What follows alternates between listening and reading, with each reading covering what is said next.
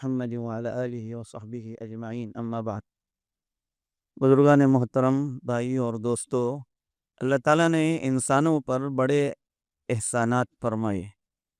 ہم مسلمانوں کے لیے اسلام کی عظیم ترین نعمت کے بعد، اللہ کے تقوی اور اس کی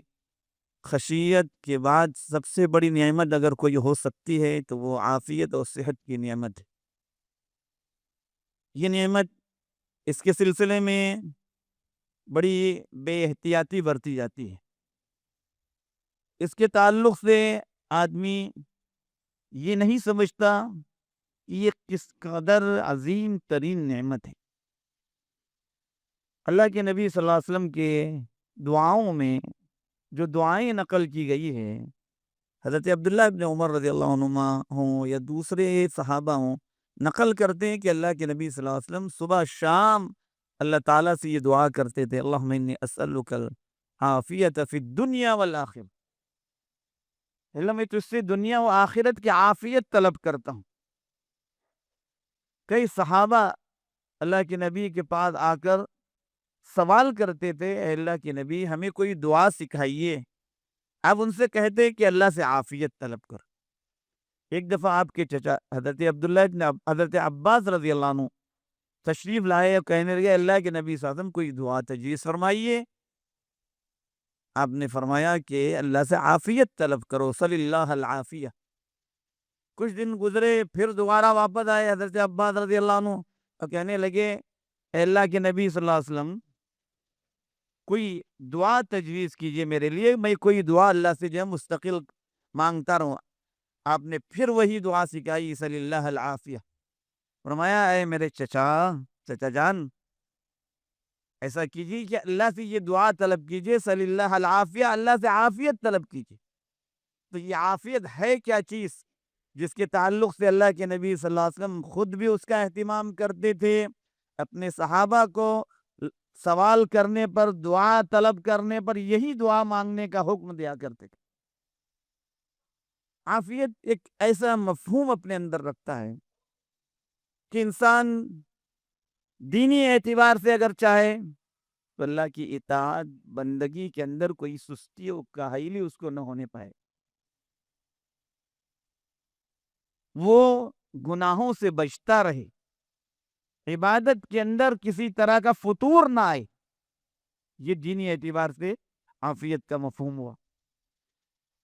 مالی اعتبار سے انسان کے لیے عافیت یہ ہوئی کہ اس کے مال کی اللہ تعالیٰ پوری حفاظت فرمائے، کہیں ضائع نہ ہو، غلط چیزوں میں مال ضائع نہ ہو، مال کی پورے طور پر حفاظت ہو۔ دنیاوی اعتبار سے یہ مال اور جو ہے نا اس کی آل و اولاد، اس کی حفاظت اور ان کی جو ہے اللہ کی طرف سے جو ہے ان کا پورا اللہ کی طرف سے ان پر جو ہے پوری عنایات ہوں، یہ عافیت ہے۔ اب رہ جاتا ہے معاملہ عافیت کا انسان کے اپنے بدن کے تعلق سے، انسانی بدن کے تعلق سے۔ یہ ایک ایسی چیز ہے کہ انسان جب اپنے بدن کے اعتبار سے، جسمانی اعتبار سے، صحت و عافیت سے جب وہ محروم ہو جاتا ہے، وہ عبادت نہیں کر سکتا، اپنے کام ٹھیک طریقے سے انجام نہیں دے پاتا، اس کا سکون غارت ہو جاتا ہے، چین رخصت ہو جاتا ہے، وہ پریشانیوں میں گر جاتا ہے، وہ تکلیفوں کا شکار ہو جاتا ہے، کمزوریاں اس کو اپنے قبضے میں لے لیتی ہے۔ آدمی ان سب چیزوں کا جب شکار ہو جائے گا، نہ اللہ کی صحیح طور پر عبادت کر سکے گا، نہ اس کا جو ہے قلبی سکون باقی رہے گا، نہ چین و اطمینان اس کا باقی رہے گا۔ اس لیے جسمانی اعتبار سے عافیت اس کو یوں سمجھیے کہ اس کی حیثیت جو ہے ایک تاج کی حیثیت رکھتی ہے جسمانی اعتبار سے، اس لیے اس کی طرف خصوصی توجہ دینے کا حکم دیا گیا۔ انسان جب صحت مند ہوتا ہے اس کو اندازہ نہیں ہوتا کہ بیماری کیا چیز ہوتی ہے، لیکن جب بیماری کا سامنا کرتا ہے، بیماری سے اس کا واسطہ پڑتا ہے، تب اسے پتا چلتا ہے۔ ذرا ان جگہوں پر جا کے دیکھیے جو مریض بیمار ہسپتالوں میں پڑے ہوئے، اندازہ ہو جائے گا کہ صحت کیسی نعمت۔ اللہ تعالیٰ نے انسانی جسم کے اندر ایسے ایسے اعضاء رکھے ہیں کہ اس میں سے کوئی ایک عضو بھی ایسا نہیں ہے کہ جس کو ہم جو ہے ہزاروں نہیں لاکھوں روپیوں دے کر اس کو خرید سکے اور اس کو اس کی جگہ اسی طرح سے فٹ کر سکے جس طرح سے اللہ نے جو فٹ کیا۔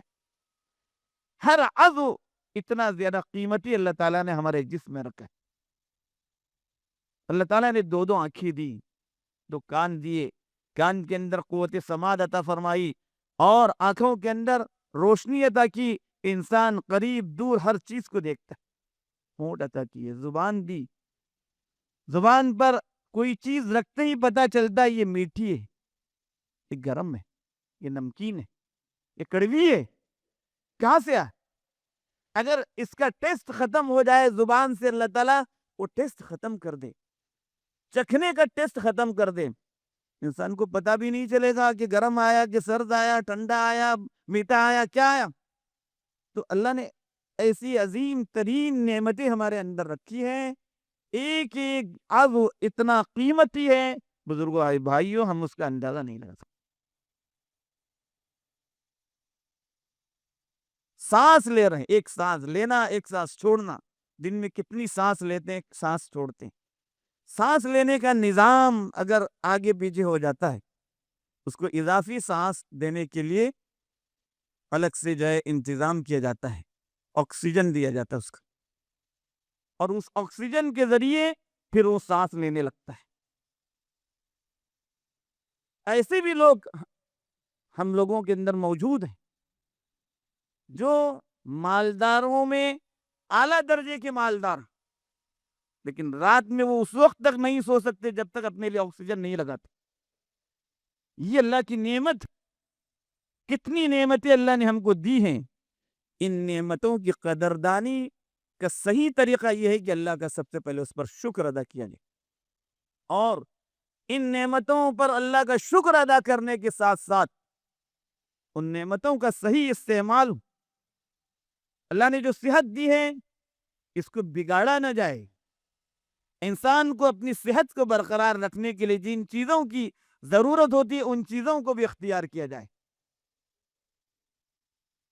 غذا کے اعتبار سے مناسب غذا استعمال کی جائے، وقت پر غذا کھائی جائے، وقت پر آرام کیا جائے، اور جتنا انسان کے لیے حرکت کی ضرورت ہے وہ حرکت بھی کی جائے، چلنے پھرنے کے لحاظ سے یا اور کسی لحاظ سے جن چیزوں کی حرکت کی ضرورت ہوتی ہے وہ حرکت بھی کی جائے۔ انسان کا جو جسم صحت مند رہے گا۔ اللہم عافنی فی بدنی، اللہ میرے بدن میں عافیت عطا فرما،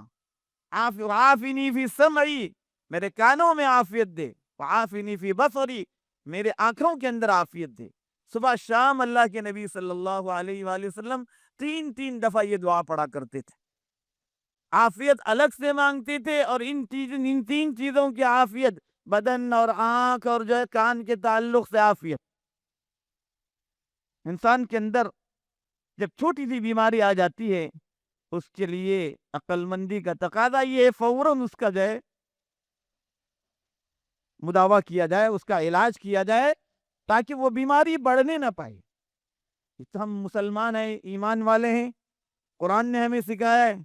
اذا جاء اجلهم لا يستأخرون ساعة ولا يستقدمون، جب انسان کی موت کا وقت آتا ہے تو یہ نہ ایک لمحہ زیادہ اس کو جینے کا موقع ملتا ہے، نہ ایک لمحہ پہلے اس کو دنیا سے اٹھائے۔ یہ تو ایمان ہے، لیکن ان سب کے باوجود انسان کو اپنی صحت کو برقرار رکھنے کی طرف توجہ دینے کی ضرورت ہے۔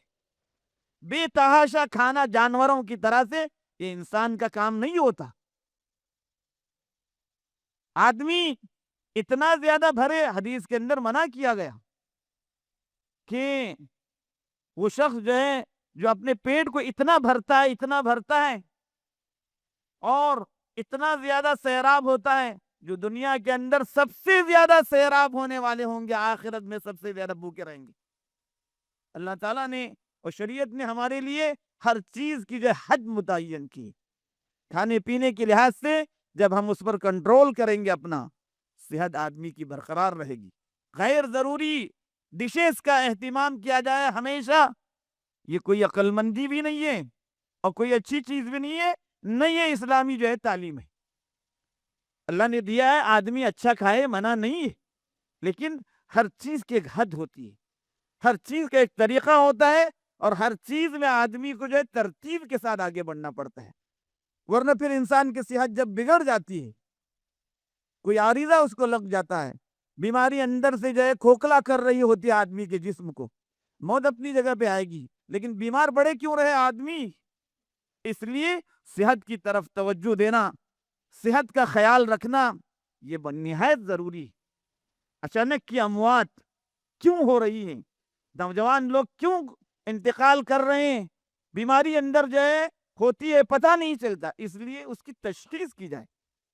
بیماری کو جانا جائے، ڈرنے کی ضرورت نہیں ہے، موت اپنے وقت پر آئے گی، لیکن جب تک زندہ رہیں صحت کے ساتھ رہیں، تاکہ اللہ کی اطاعت صحیح طریقے پر ہو سکے،